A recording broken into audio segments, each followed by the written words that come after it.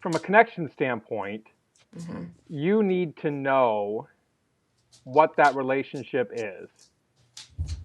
And you need to know what your client wants for that situation. So let's talk about that on Creating Connections episode 32. Okay.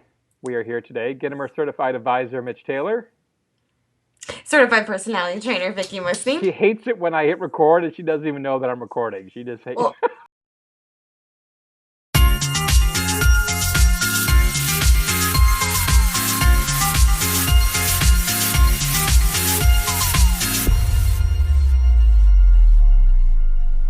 recording. She just hates well, that and I've got somebody coming in and out of my office that wants to be on this episode and who's distracting me. So, Is it your dog? yes. Aww. Did you not hear her little paws clicking A behind little me? bit, yeah.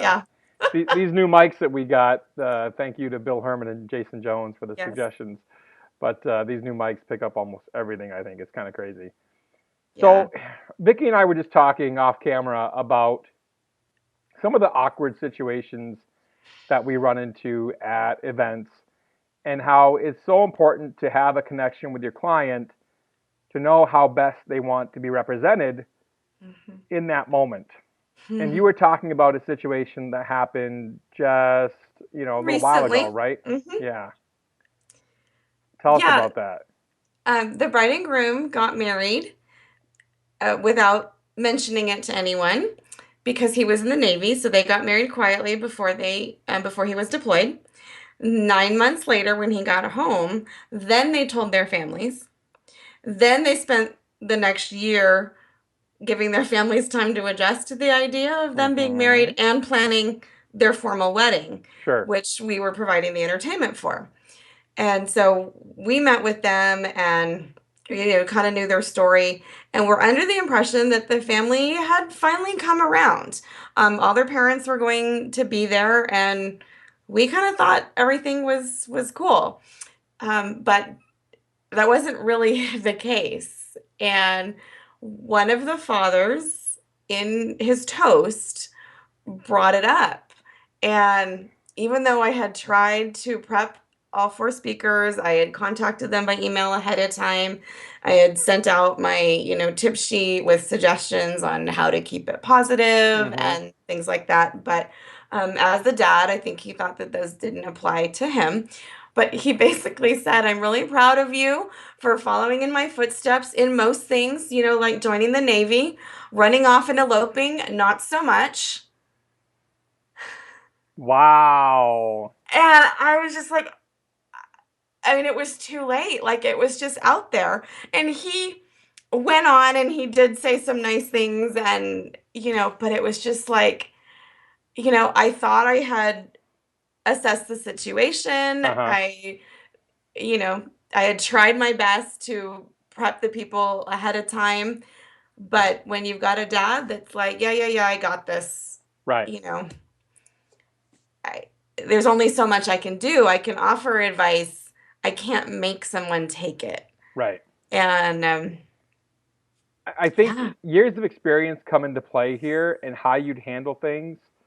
I had a situation, I vividly remember this, coming home from the Las Vegas DJ show one year, and I'm performing a wedding in Marquette, which is about an hour north of here.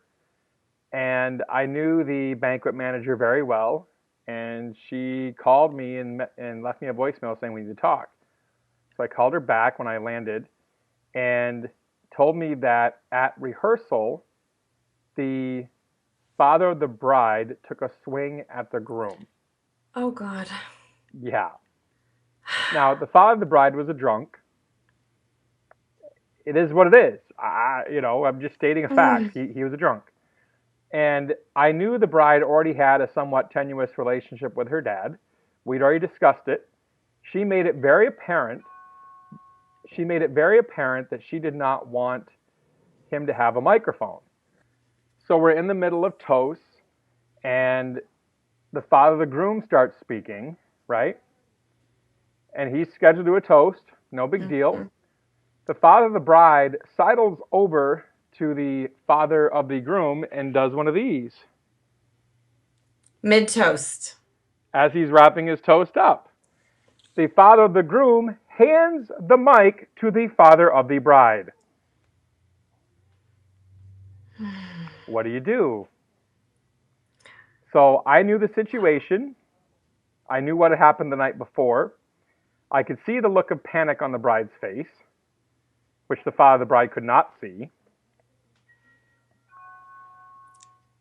And so what I did at that point was I turned to my assistant and I ran over and I whispered in her ear. I said, listen, as soon as there's a break, I'm clapping loud.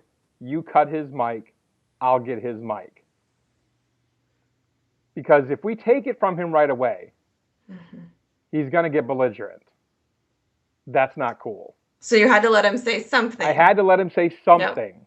Yep. Because at that point, you got to look, what's the lesser of two evils at this point? Yeah. So as soon as you would ensure you had a scene. Right. If you took it immediately. Yeah. Yes. And so he spoke, said a few things. There was a natural break. I started, clapping as loud as I could. My assistant cut the mic. I went over, took the mic from him, and we moved on. And the only thing I heard him say under his breath, guess they don't want me to talk. All right. And that was it. I'm like, whew. Well done. Dodged a bullet on that one. Yeah. And that's kind of where I was. When somebody's got the mic, and in this case, I knew he had nice things to say also, so, and he did finish on a positive note. And so I just kind of let it go. And then next up was the groom's older brother, who had read the toasting sheet I gave. We had talked about it ahead of time. He told me that his toast was more of a roast. So, of course, I got a little bit nervous. Yeah. And I said, but it is grandma friendly, right? I said, you do remember Caitlin's grandma and grandpa are here? He goes, oh, yeah, it is grandma friendly, I promise. And I said, and do you end with something positive? He says, yes, I do. And I said, okay. And he actually did a really great job. Like, he told some funny stories, but they weren't like remember that one time when you got drunk? It was remember when you were 4 and you dressed up like Superman and fell off the top bunk because you thought you could fly? It was those kind of stories. Yeah. And so it was really, really well done. And then the best man ended. So I did end with the groomsmen on purpose because I knew the history and with the awkwardness. So I started with parents and then ended with groomsmen, and it worked out okay. But you go in with a plan, and you try to prepare, and you just have to go with it sometimes. That's a typical thing I offer in our planning sessions. I ask people, I said, okay, who is going to give the best toast? Who out of everyone? Who out of everyone is going to give the best toast? And then we go from there in regards to... Well, and I usually ask who's going to make people cry versus who's going to make people laugh. Right. And then I try to end on a laughing one, if I could. Yeah. This one was just a little bit trickier, and part of it was they're super laid back. They're both very green personalities, which was nice because they were just really easy to work with, and they didn't stress a whole lot.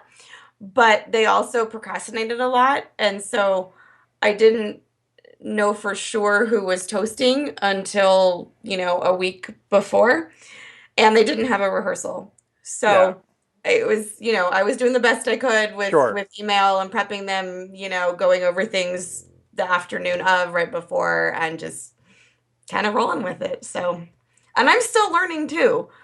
We all are. But I've been taking the advice that I've been giving or that's been given to me, and doing my best to be proactive, to provide them with what they need to write a good toast, to know how to end it, and and even just telling them when you run out of things to say, be done.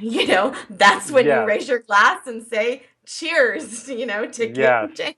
Yeah. And we send out toasting tips as well and send them off 2 weeks prior via DJ Event Planner automatic email. And it's really important, I think, that you chat with the people who are giving toasts ahead of time, even coaching them literally right before they go on. Hold the microphone, by your chin. I forget who said it. I was Like at. an ice cream. Yes, who said Yes, that? Who I said that? don't remember Was either. that If you? you're listening and you know who said it, please tell us, because no, it wasn't me. Uh, But it made so much sense. It was somebody was talking it Joe about Bunn? maybe it was someone talking about one of the fathers, I think, that was doing a Yeah, toast. He's the yeah, the like ice an cream ice cream. And cone. I'm I'm like, like, yes, dude, yes, I'm in. That's such a great description. yes. That's such a great description. I knew where you were going, but I don't remember for sure if it was Joe or someone else. So Yeah. Joe's going to be speaking coming up where I will be speaking. It's going to be at Mobile Beat Las Vegas coming up in March. So please it's our come. 20th anniversary show, isn't it? 20th anniversary of Mobile Beat and 25 years of Mobile Beat magazine. That's So gonna it's the be fun. 20th anniversary of the show and it's the 25th anniversary of the magazine. The show is going to be absolutely incredible. John Taffer, have you watched Bar Rescue? Yes. Have you been to the Bacon Bar in Vegas? That's one of the ones that he No, we did. haven't been. Okay. We were supposed to go there We've in talked about this, August but and we we ran out didn't of time. go. Yeah. Yeah, There's we'll always have to too much go. going on. We have to make that happen though. I actually just bought my flights for Vegas, so I'm actually getting to Vegas a day early before Good. the workshop. I have workshop on Sunday and then the show, of course, Monday to Thursday, Okay. and I fly out on Friday, I think. So not as bad as last year when I was in Vegas No. for like 12 Great. straight days. Thursday night. Thursday night then. We'll go to the Thursday Bacon Bar. night? Okay. Okay.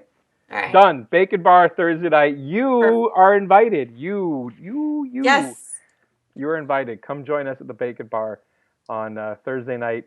That'll be St. Patrick's Day. Boy, are we dumb. Oh boy. St. Patrick's Day at the Bacon Bar in Vegas. Oh, we might have to rethink that. Yeah, that's a great idea. Vickie always comes up with brilliant ideas. Check us out at mitchtaylor.net. It's my site, VickieMusni.com is Vickie's site. I'm Gitomer Certified Advisor Mitch Taylor. And I'm certified personality trainer Vickie Musni. We'll see you next time. Thanks for joining us. Take care.